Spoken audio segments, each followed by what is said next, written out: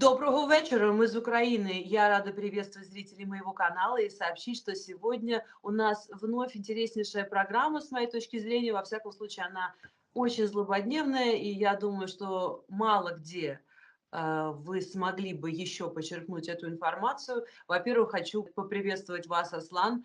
Представлю вас, простите, Аслан Арцуев, председатель правозащитной организации Human Rights Center Ичкерия. Здравствуйте. Здравствуйте. Ам, Знаете, я вот читаю ваши материалы и прихожу к выводу, во-первых, хочу попросить моих зрителей подписаться также на ваш канал. Не будем забывать, что наша программа называется очень воодушевляющим Машловой. лозунгом «Живи свободным, приходи свободным, уходи свободным». Как правильно еще раз? Машвовейла. Марш Волейла. Совершенно верно. Хорошее произношение, Мария.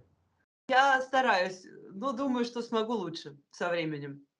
И, хотела вам сказать следующее. Знаете, те темы, которые вы поднимаете, мне кажется, вообще, ну, единицы буквально, дерзают. Потому что, понимаете, никому не хочется, хотя это вроде бы все, ну, так сказать, между строк понятно, но никому не хочется иметь дело с вот этой самой, что ни на есть, черной силой, темной стороной. Какие-то тупые убийцы, ликвидаторы, которые вылезают то там, то сям, делают свои черные дела по заданию, ну, в основном из Кремля, хотя, наверное, есть и еще какие-то разветвленные сети.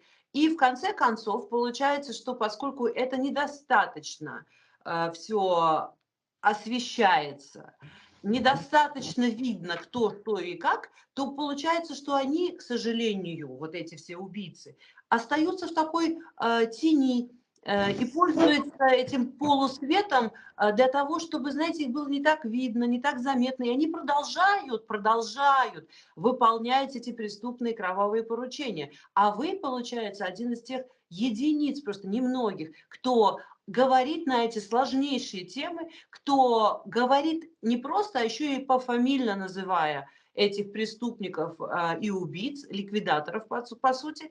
Тем самым, в общем, вы делаете сразу два огромных дела. Во-первых, вы даете понять людям, что на эту тему нужно и можно говорить. В конце концов, от этого зависит наше безопасное будущее в самом прямом смысле слова. Во-вторых, эти исполнители, будучи вскрытыми, теряют смысл для их Ценность.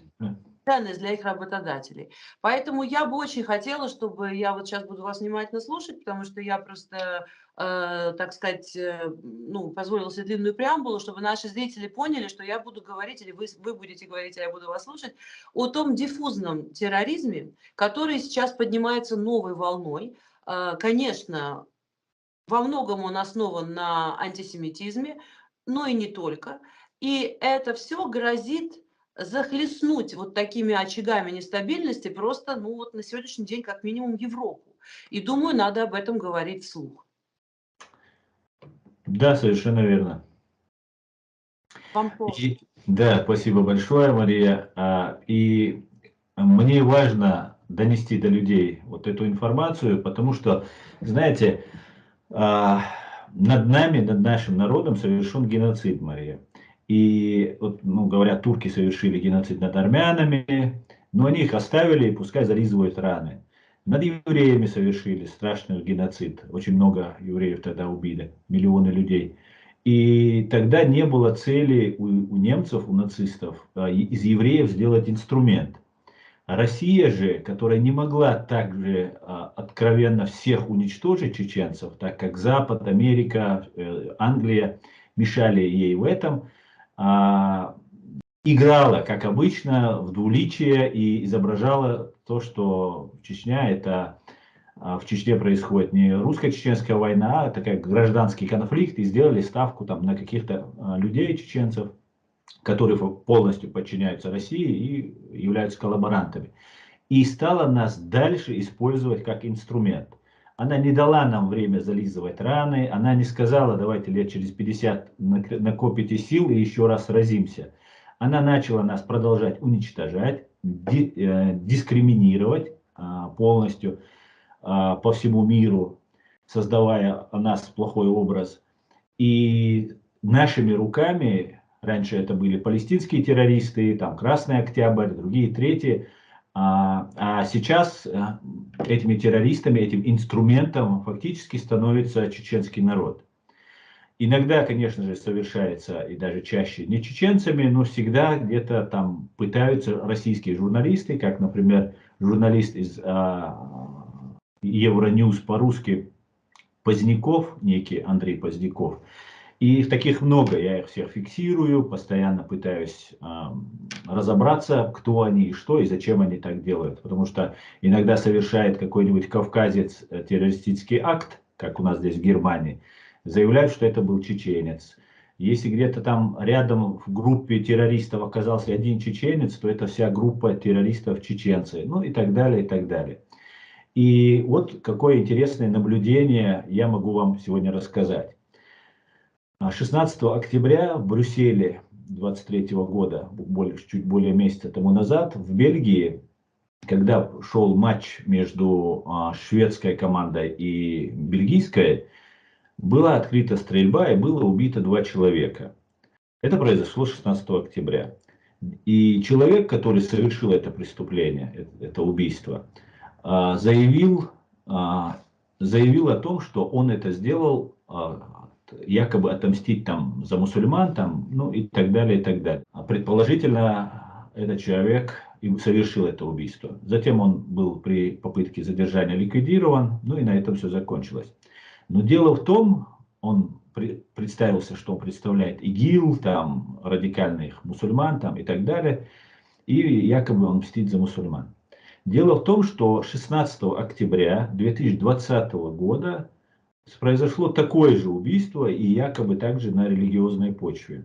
16 октября 2020 года был убит учитель, французский учитель Самуэль Пати, который показал карикатуры у себя в классе детям на пророка Мухаммада. И дело в том, что этот парень, который его убил, он чеченец по национальности, к большому сожалению, и он не учится в этой школе, ему кто-то якобы рассказал, что этот учитель показывает эти карикатуры и так далее, и так далее. Он сам не рисовал эти карикатуры, причем он, когда показывал эти карикатуры, он сказал всем мусульманам своего класса, кого это может оскорбить, можете выйти из класса, я вам, как бы, чтобы не задевать ваши чувства. И чеченец, который вырос, беженец, 18-летний парень, который тоже, я считаю, жертва вот этой большой игры российских спецслужб. Его звали Абдаллах, и он пошел и убил этого человека. Сам тоже был убит. Дело в том, что за несколько месяцев до вот этого убийства российские чиновники, Адам Демирханов, Рамзан Кадыров, ну и там масса таких деятелей, на чеченском языке призывали чеченцев отомстить за пророка. И я не знал, о какой карикатуре они говорят, о чем они говорят, но постоянно появлялись видео в сети, где они призывали, чтобы мы, чеченцы, здесь в Европе, хотя бы хоть что-то сделали в отношении там, тех, кто оскорбил пророка. И вот появился буквально через несколько месяцев, появился вот этот Абдаллах и убил вот этого Самуэля Пати. Можно я вам один вопрос задам? Да, конечно. В христианской религии есть такое определение, ну, естественно, в Святом Писании, что Бог поругаем не бывает. Совершенно Я верно. хотела вас спросить, распространяется ли это также на Коран? Есть ли там что-то Совершенно верно.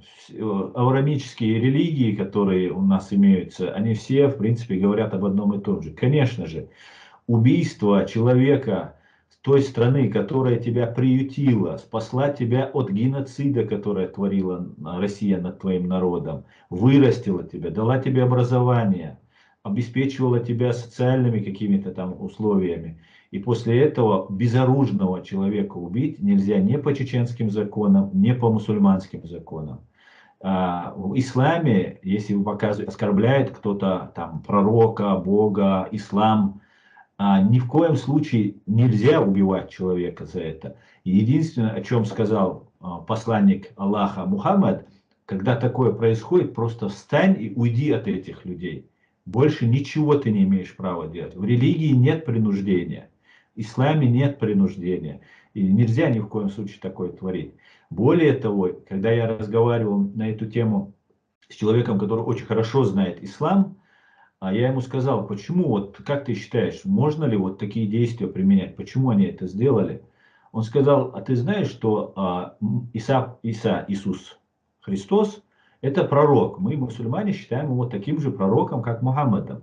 Моисея мы также считаем Мусу пророком. И их было там 12 тысяч, по-моему, пророков послано.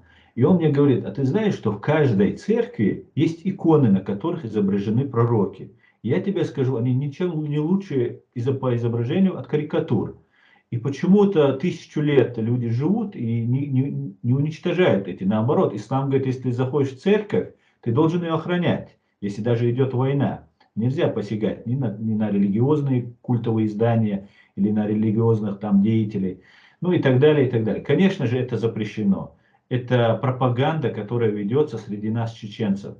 И именно поэтому мы в курсе многих деталей, чеченцы, и именно поэтому мне это важно, чтобы люди понимали, с чем мы имеем дело, как это все выглядит изнутри, так сказать. Вот поэтому я хотел вам сегодня это рассказать, Мария. Да, спасибо. Извините, что я вас немножко увела в сторону от темы, но я думаю, что для наших зрителей важно понимать, что те, которые внушают подобную ненависть, делают это совершенно не основываясь на древних книгах. Совершенно верно. И дело в том, что вот когда убили Самуэля Пати, вот эти призывы, которые осуществлялись, мы писали об этом. Мы писали, переводили на французский язык специально, уже после этого убийства. Видео делали, пытались донести. Но на Западе, ну, испытывают, я бы не сказал, что это страх, но какую-то осторожность, чтобы, ну, не дай бог, там, Россию потревожить. Ну, вот есть ведь исламский террорист, которого вот замочили. Ну и все, на этом закончим. Дальше вот пытаются не смотреть. А дело в том, что после убийства Самуэля Пати, его отец был поддержан российской оккупационной властью в Чечении. Он перевезен в Саудовскую Аравию. Сейчас оттуда было недавно его видео. Он там о чем-то разглагольствует.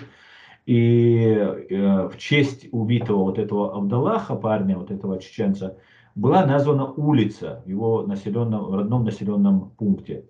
И потом они эту информацию скрыли, но она вначале проскочила, эта информация, и было понятно, что за этим стоят российские спецслужбы. Потому что якобы Россия все время боролась на Кавказе с исламским терроризмом и так далее, и так далее. И поддерживать исламского терроризма, ну, нелогично, как минимум. Позвольте, я, может быть, такой термин создам даже, я бы сказала. Это глорификация террора. Да. И дело в том, что вот это убийство 16 октября, которое было 2020 года совершено, и убийство, которое совершено 2023 года, вот в Бельгии, когда застрелили 2 мужчин, оно сделано вот именно на годовщину этого теракта. И вот оно так совпало. И еще есть одно очень интересное наблюдение по поводу террористического акта, который был совершен в Дортмунде в Германии в 2017 году. Тогда был матч между 11 апреля 2017 года, был матч футбольной Лиги чемпионов между немецкой Дортмунд Боруссия и французской Монако. И тогда произошел очень страшный инцидент. Автобус футбольной команды Боруссия был атакован придорожными бомбами. Произошло 3 взрыва. Был ранен тогда Марк Бартер, один из игроков, и полицейский. К счастью, никто не погиб. На месте взрыва были обнаружены письма на арабском языке, вернее, якобы на немецком, но было понятно, что речь идет, представляются как бы арабами. Автор представлялся арабом. И там было указано, что это месть Германии за то, что она принимает участие в войне в Ираке и в Сирии, требование вывести войска из Сирии, самолеты «Торнадо» немецкие, закрыть базу «Рамштайн», самую большую базу, ну и так далее. Через какое-то время, буквально на следующий день, был задержан гражданин Ирака, который проживает здесь, в Германии. И где-то неделю он просидел в изоляторе, потому что его подозревали. Было возбуждено уголовное дело по статье терроризм. И вот все якобы было уже раскрыто. Но 21 апреля 2017 года, через 10 дней, федеральный прокурор ФРГ заявил о том, что задержан русский мужчина по имени Сергей Винергольд, который подозревается в этих террористических актах. Тогда связь с учреждением КГБ, СССР, ФСБ и ГРУ даже не рассматривалась, а статья «терроризм» была переквалифицирована в другую статью. Сергей Винергольд получил, по-моему, 15 лет, по-моему, не помню я сейчас точно, сейчас отбывает свой срок. Но, опять же, связь с Россией не просматривалась. Дело в том, что террористический акт, совершенный 11 апреля 2017 года против футбольной команды Дортмунд-Боруссия, был совершен именно вот, связан с футболом. И совершенный 16 октября 2023 года в Бельгии, в Брюсселе, убийство двух мужчин тоже было совершено против футбольных болельщиков. Ну, связано с футболом все это происходит. Дело в том, на мой взгляд, я так считаю, что, по всей видимости, все террористические акты, они связаны между собой. Это только те, которые вот я рассматривал, и как-то каким-то образом это могло касаться чеченцев. Поэтому мне это было интересно, и Германии, и чеченцев то, что касалось. И дело в том, что всем известный факт, что Россия хочет раскачать ситуацию в Европе, дестабилизировать политическую обстановку. И это очень хорошо будет способствовать, если футбольные болельщики, которые очень часто представляют там разные националистические взгляды своей страны, пойдут на поводу вот этих акций и будут протестовать против беженцев, которых очень много принимает, в том числе и Германия. И вот и самое вот важное, на что мы обращаем внимание, мы чеченцы, всегда российские журналисты, будь это работающие на Евроньюз, кстати говоря, Евроньюз очень подозрительно везде вот озвучивает, освещает именно вот эти террористические акты, как удобно это, я имею в виду Евроньюз на русском языке, как это выгодно и для России, и одновременно всегда пытаются списать это на чеченцев, ну где-то оставить какой-то осадок. Тут у нас в Германии есть еще один канал, Ост-Вест называется, он тоже русскоязычный. Тоже очень много раз он такие чеченофобские у него вещи проскакивали. Ну, в последнее время он замолчал, так как мы очень постоянно реагируем и постоянно даем знать, что мы есть, и мы что не позволим безнаказанно нас так поливать грязью. Вот эти террористические акты указывают на то, что за этим стоят российские спецслужбы. И вот действия вот этих российских журналистов, которые всегда подыгрывают, словно специально пытаются запутать следствие, запутать нас, читателей, чтобы мы не могли понять, кто реально, кто на самом деле стоит, является заказчиком этих преступлений. Как-то так, Мария. Ну, вы понимаете, получается, что они создают какой-то, ну, так сказать, террористический бренд искусственно, в общем-то, и дальше просто пытаются дискредитировать целиком весь вольнолюбивый народ, который по-другому, вот так сказать, угнетать уже не получается. Совершенно верно. Дело в том, что, Мария, мы очень имеем много претензий к руководству России, военным политическим силам России, и у нас есть основания, очень серьезные основания предъявлять вот этим преступникам, которые сидят в Кремле и на Лубянке. И здесь, в Европе, нас более 400 тысяч от миллиона. Заметьте. Ну, может, сейчас уже больше нас миллиона, потому что утверждают, что около миллиона уже в Чечне население находится. И мы все учимся на всех языках Европы, от норвежского, английского, французского, немецкого и всех остальных. Мы учимся во всех вузах, наша молодежь. И сейчас мы имеем такой потенциал, который, ну, я думаю, через несколько лет, буквально через 3-5 лет, мы будем иметь потенциал, сравнимый с тем, который у нас был к концу развала Советского Союза. К концу Советского Союза. И я даже думаю, мы будем намного сильнее, потому что тогда Запад, Америка, Европа помогали России, а сейчас, как мы видим, что отношения очень испорчены. И в этом плане мы являемся, ну, очень верными, надежными союзниками как для Украины, Израиля и Соединенных Штатов, Европы, так и для всех, кто является, кто может потенциально пострадать от имперских амбиций сегодняшней России. Поэтому в этом плане у нас мы представляем угрозу для вот действующего режима в России, и нас пытаются дискредитировать. Там очень большая, конечно, это пока только теоретически я все это рассматриваю, но была большая программа России, учитывая вот этих чеченоговорящих блогеров религиозным оттенком, которые здесь появляются, которые здесь есть и усиленно вещают на эту тему, нас готовили к тому, что, и я об этом неоднократно предупреждал у себя в стримах, что мы не знали, откуда все это придет. Мы не думали, что такой большой будет вот эта провокация, как она произошла 7 октября в Израиле. Но мы понимали, как чеченцы, мы это все фиксировали, и я об этом говорил и на чеченском, и на русском языке своим зрителям, что нас скоро будут использовать, учитывая разные факты, которые происходят с нами, вот этих блогеров, заявления вот этих кадыровцев, которые находятся во временно оккупированной Чеченской республике Ичкерия. И ну вот произошло то, что мы видели. И готовилось так, что будет массовая депортация всех чеченцев в Россию. И вот нас таким образом хотели представить. Мы всячески препятствовали этому, и нам это удалось. Мы остались цивилизованными, уважаемыми гражданами Европы. Впредь и будем такими.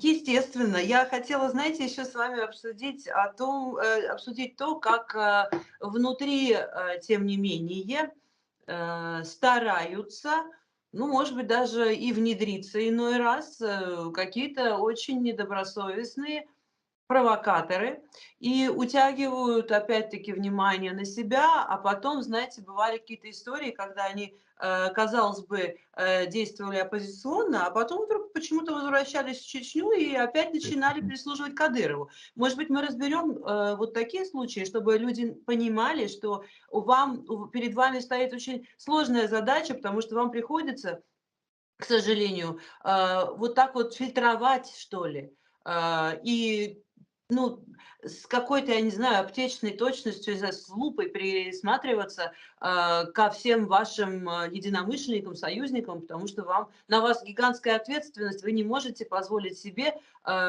ну, как вам сказать, создать повод для еще каких-то дополнительных дискредитационных действий со стороны российских оккупантов. Совершенно верно. Как мы знаем, российские спецслужбы, КГБ, ФСБ, да, и, я думаю, и другие спецслужбы имеют такой принцип. Если не можешь победить, то возглавь. А, И да, это такое распространенное такое явление. Особенно это связано с российскими спецслужбами.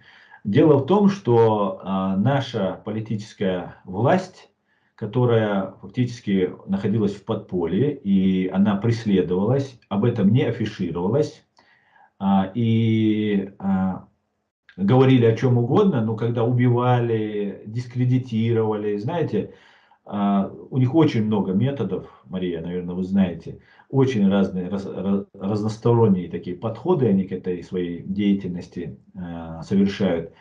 И в это время одновременно с этим появлялись люди, которые, ну, якобы оппозиционные Кадырову, и как бы все время утверждают, что Кадыров плохой, там, и так далее, и так далее. И чеченцы, которые очень сильно были обозлены на Кадырова, который вчера был другом, соратником нашего президента Масхадова, потом всех предал, перешел на сторону русских, объявлял России джихад, там все такое. И наши молодые парни гибли, сражаясь против России. Позвольте, мне сказать, что самое удивительное — это то, как, сами российские военные забыли как бы довольно кровавые взаимоотношения между лично Кадыровым и ими. То есть, удивительно заключается в том, что, как бы он ни был, изначально, так сказать, настроен, завербован ли он был россиянами тогда или нет, но он совершал определенные действия, которые, в принципе, ну, не могли бы, знаете, в будущем давать даже теоретическую надежду на то, что, там такой вот, вроде бы как, ярый защитник там независимости, он, с удовольствием даже какие-то кадры, вот демонстрировал, как он кому-то там голову отрезает. Как вы думаете, может, это тоже был элемент внедрения изначально?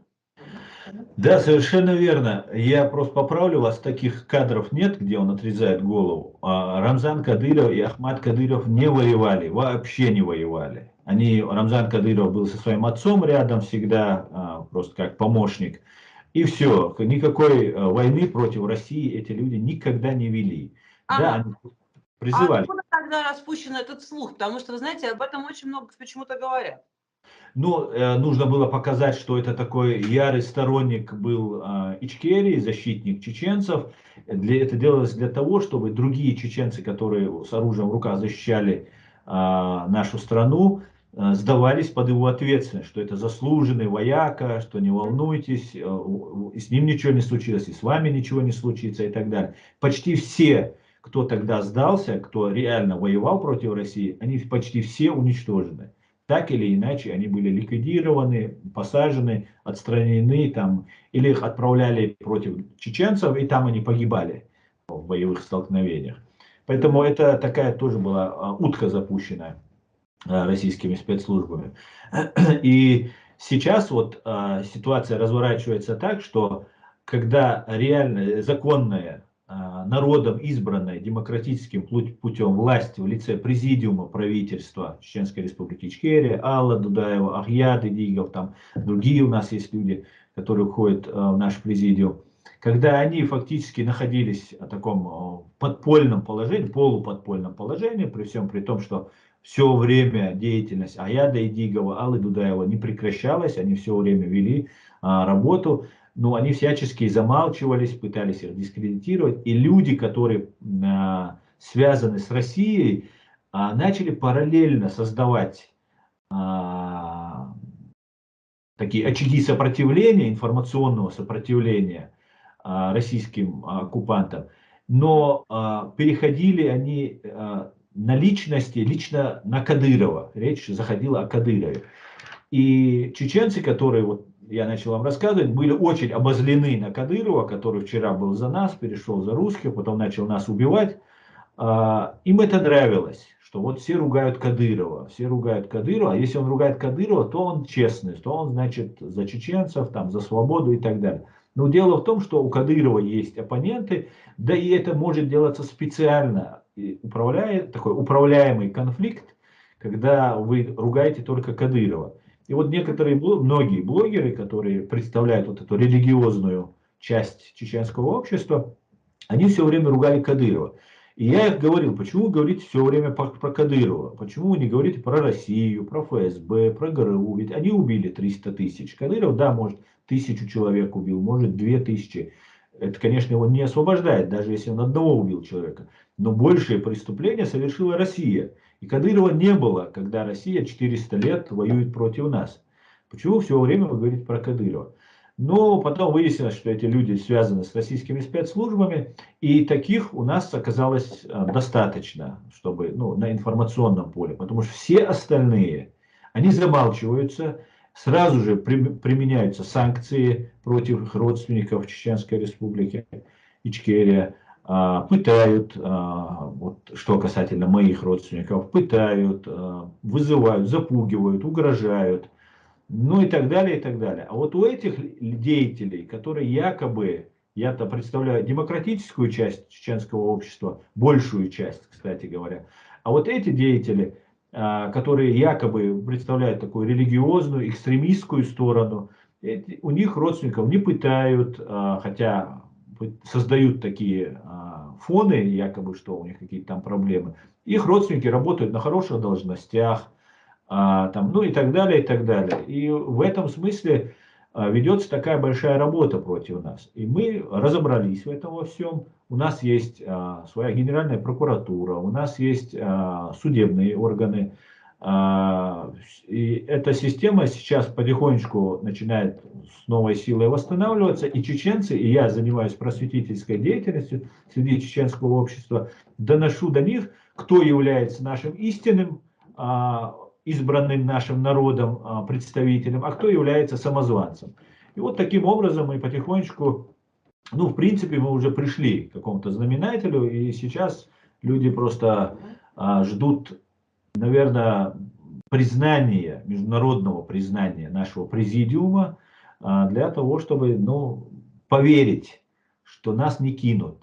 Мария, нас кинули, когда нам было очень тяжело, весь мир посчитал, да, много Россия для этого сделала, чтобы нас оставили один на один с этим людоедом, в том числе вот 11 сентября 2001 года произошло, и нашу борьбу из национально-освободительной плавно перевели на религиозные рельсы, и война до судного дня, то есть до бесконечности. Ну, а мы сами, как известно, конечные люди. Они умирают и заканчиваются, если особенно противостоять такой большой стране, как Россия. Поэтому вот сейчас мы всем этим разбираемся, и я вношу свой определенный вклад в это все. И благодаря вам я смогу это сделать более качественно. Буду рада, если действительно принесу пользу. Ну и еще у меня есть несколько вопросов. Вот один, например, я хочу с вами обсудить, который я, правда, себе уже позволила прокомментировать в эфире телеканала Freedom. Сейчас скажу, что я сказала. Мне просто интересно, какую оценку вы дадите, учитывая, что вы для меня тоже ведете просветительскую деятельность, и можно считать, что я начинаю лучше разбираться благодаря вам в довольно сложной ситуации. Итак, значит, вопрос заключался в том, что такой вот Хаджи Курбанов, значит, который якобы был причастен к убийству Политковской,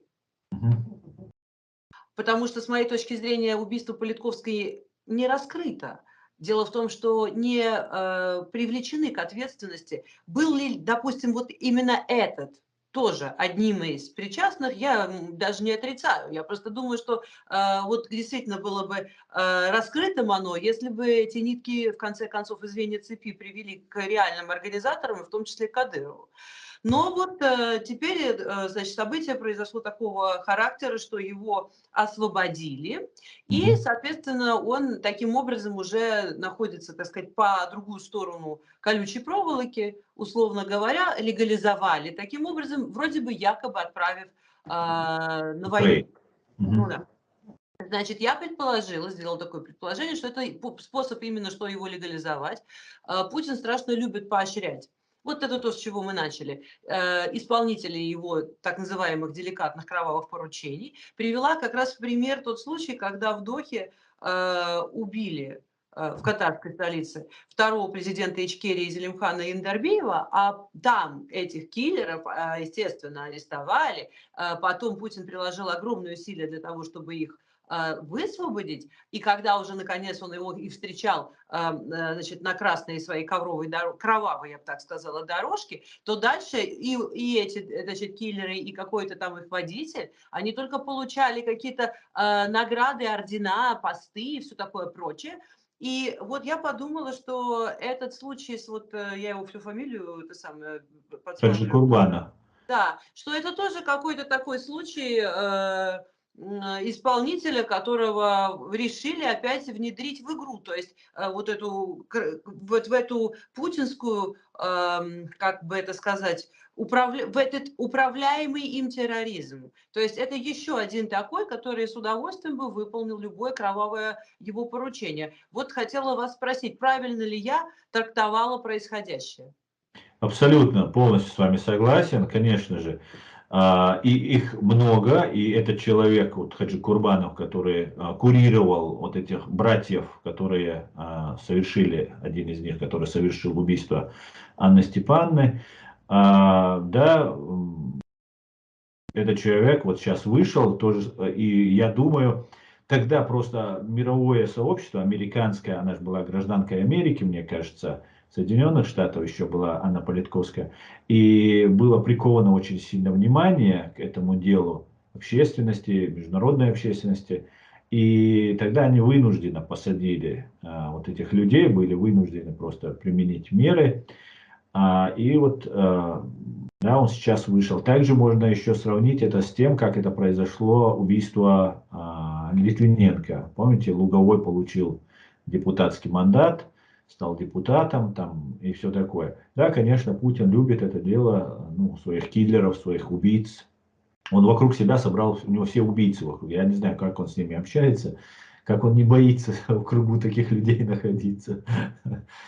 Да, Вы это знаете, так. действительно странно, что они свои навыки наконец не применят, так сказать, свою профдеформацию по отношению к основному упырю. Это, в общем, действительно Повязаны такой. просто кровью, без него они никто. Без него И они победиты. да, кстати, и это, он же, получается, для них самое надежное Слышь, прикрытие. да. И еще, наверное, стоило бы нам обсудить с вами вот какую вещь. Я думаю, что именно правовой статус Ичкерии, он сильно отличается от целого ряда других кавказских республик, которые тоже тяготеют, безусловно, к свободе, но, возможно, для этого в свое время не сделали всего того, что сделала Чеченская республика Ичкерия. То есть можно ли еще о каких-то республиках говорить, что они именно под оккупацией находятся или нет?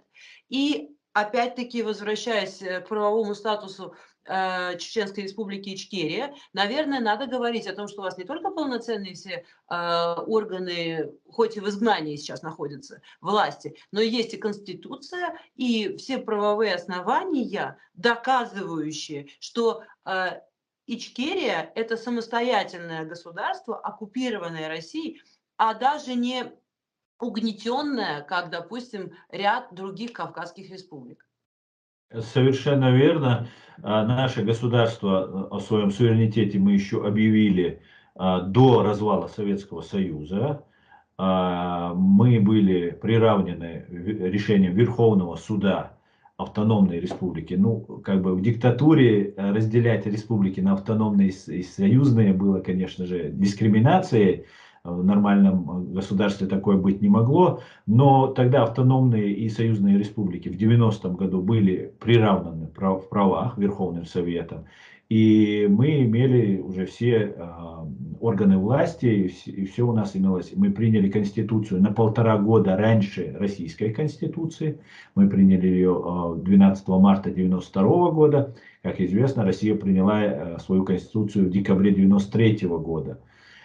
И тогда туда незаконно вписала нашу республику, Чеченскую республику. И тогда только появилось в названии нашего государства слово Ичкерия.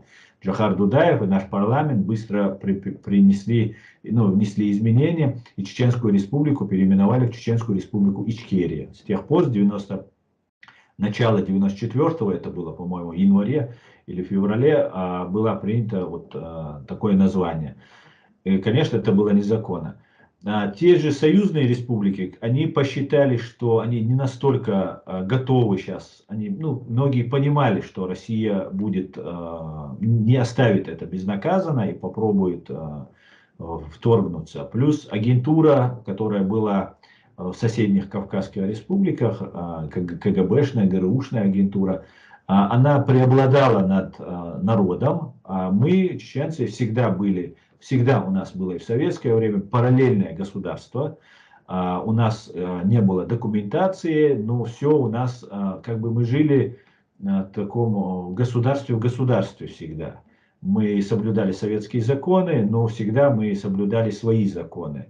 Обращаться в суд, в российскую, советскую милицию считалось не камильфо, недостойным поведением. И вот таким образом мы существовали фактически. Поэтому нам было очень легко, когда наш генерал Джохар Дудаев и другие наши интеллектуалы собрались и создали государство. Соседние кавказские не пошли по нашему пути, кроме Татарстана. который не Мгм. кавказский, он пошел по нашему пути. И потом он уже только отказался. Все остальные подписали федеративный договор и так далее. Но дело в том, что сама Российская Федерация, как несостоявшееся государство, она не имеет права удерживать эти республики. И любая республика Северного Кавказа вообще и находящаяся в составе так называемой Российской Федерации, она имеет право абсолютно на законных основаниях уходить и ни перед кем не отчитываться.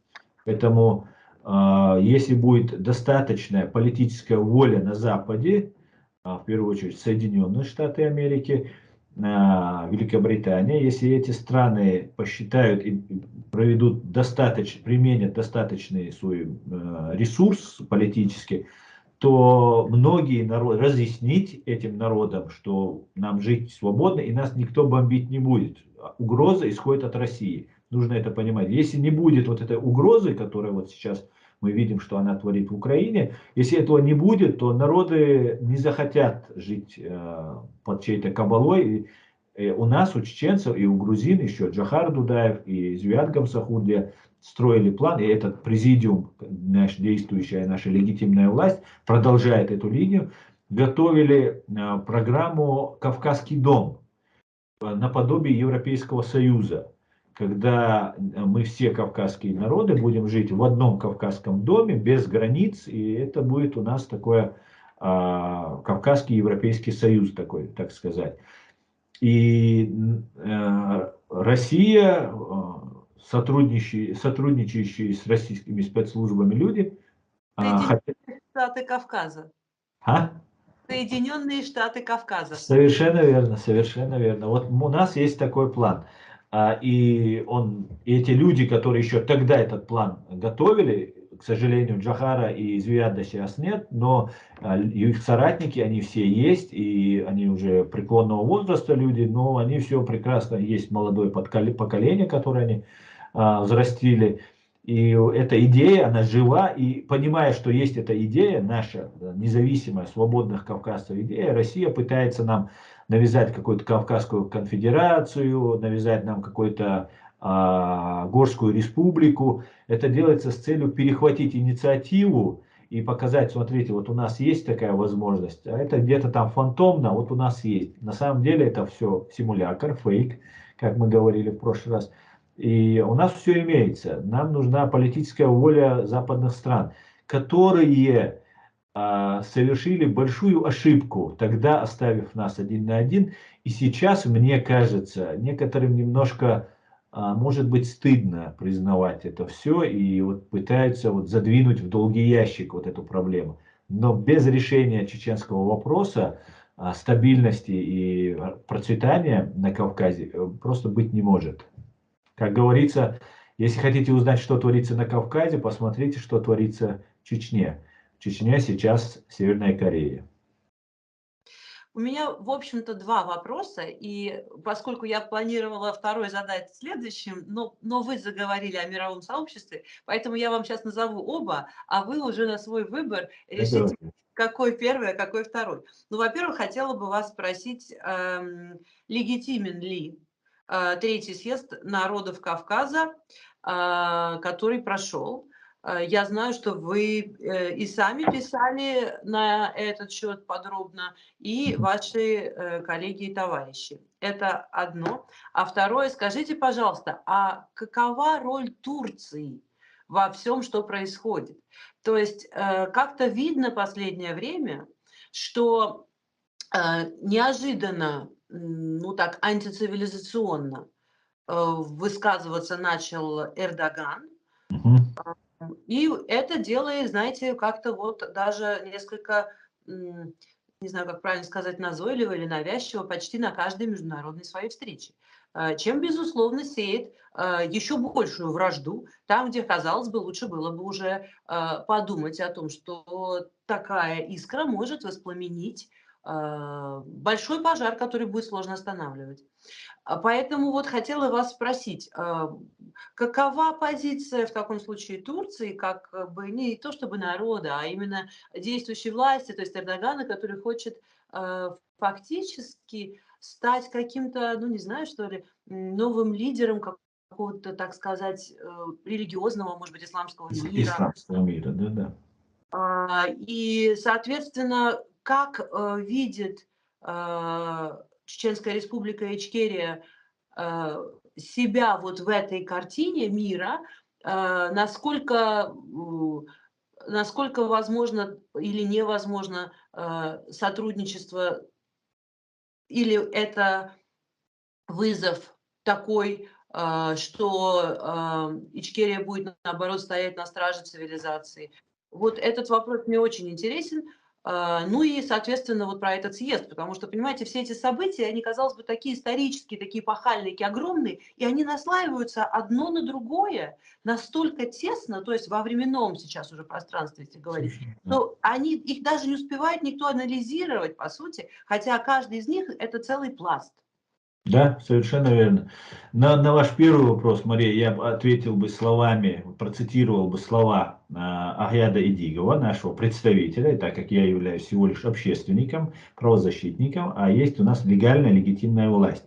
И я бы ответил бы, вот, с вашего позволения, за его комментарий прочитал бы, который он ответил Аврааму Шмулевичу. Есть один еврейский, израильский такой эксперт, аналитик, который, ну, очень хорошо и правильно расставляет акценты, но вот в последнее время он немножко его повело не в ту сторону. И, видимо, это сказывается на той пропаганде, которая ведется вот этой нелегитимной закаевской властью, якобы властью.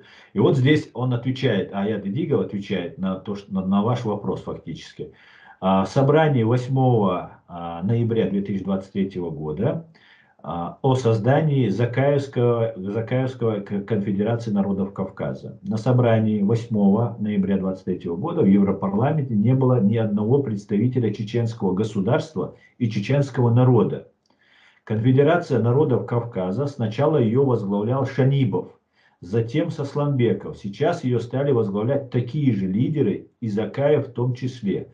Дело в том, что Сасламбеков и Шанибов это были пророссийские товарищи, которые тесно сотрудничали с Кремлем. Закаевская кампания в октябре 2023 года принимала резолюцию о том, что территория Чеченской Республики Ичкерии якобы является частью Российской Федерации. Затем 6 ноября 2007 года при действующем правительстве и президенте Чеченской Республики Ичкерия она заявила себя на Западе властью демократической Чеченской Республики Ичкерия. Но через 10 лет, в 2017 году, она заявила, что переходит на так называемую религиозную конституцию 2002 года, чтобы все решения принимать на основе Корана и Сунны.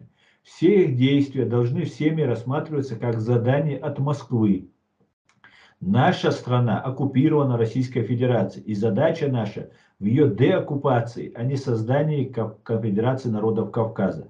Народы Кавказа только сами должны решать, как обустраивать им свое будущее. Президент Дудаев не придерживался идеи Кавказской Конфедерации народов Кавказа. Он и президент Гамсахурдия придерживались идеи создания общего Кавказского дома. Ахьят Идигов, 15 ноября 2023 года. Вот это, мне кажется, исчерпывающий от легальной власти ответ. И по поводу Эрдогана, вы задали вопрос. Эрдоган такой известный манипулятор на религиозных чувствах.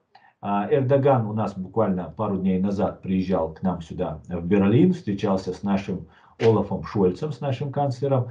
И там он заявил очень интересную такую вещь. Нам, мусульманам, чеченцам в частности, не впервые наблюдать, как они спекулируют на религии. И тут Эрдоган говорит: я, говорит, не могу смотреть на то, как Цахал, ну я приблизительно цитирую его слова, как Цахал бомбит церкви, христианские церкви, которые расположены в секторе Газа. И говорит: вам, христианам, как вы можете это терпеть? Вы должны как-то отреагировать. Дело в том, что вот мы в начале нашей передачи рассказывали о том, что Россия проводит террористические акты через руки чеченцев, там, других мусульман, там, экстремистов. И это все делается для дестабилизации обстановки. В Германии, в частности, особенно Германия интересна России, как я это все замечаю, и ну и в целом в Европе. И вот эти слова Эрдогана очень хорошо ложатся вот в эту канву, что нужно России, чтобы дестабилизировать обстановку. Нужно вот эту власть нашу, законно избранную в лице Шольца там, и других, как-то пошатнуть их легитимность там, и так далее, и так далее. Эрдоган строит, прикрываясь исламом, строит новую турецкую империю, пытается воссоздать, националистических вот этих чувств.